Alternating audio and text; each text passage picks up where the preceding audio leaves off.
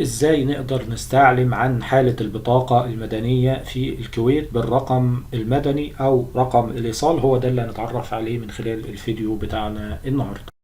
السلام عليكم ورحمة الله وبركاته. ازيكم، اخباركم ايه؟ ان شاء الله تكونوا بخير وفي افضل حال. اهلا بكم في فيديو جديد على قناتكم، قناة موقع مغترب اونلاين، والتي تتبع موقع مغترب اونلاين.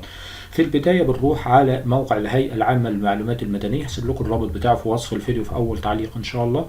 وبنختار خدمات البطاقة. بعد ما بنختار خدمات البطاقة بتظهر لنا القائمة بتاعة الاستعلامات، منها حالة البطاقة وتجديد البطاقة وتوفر العنوان وصلاحية البطاقة وطلبات الجهات والعناوين والاستعلام عن رقم مدني. بنختار حالة البطاقة وبنبدأ ندخل الرقم المدني بتاعنا أو رقم الإيصال، وليكن هندخل الرقم المدني وبنضغط على زر استعلام. بعد ما بنضغط على استعلام بيظهر لنا هنا حالة البطاقة المدنية بتاعتنا. هسيب لكم رابط الاستعلام في وصف الفيديو في أول تعليق، والسلام عليكم ورحمة الله وبركاته.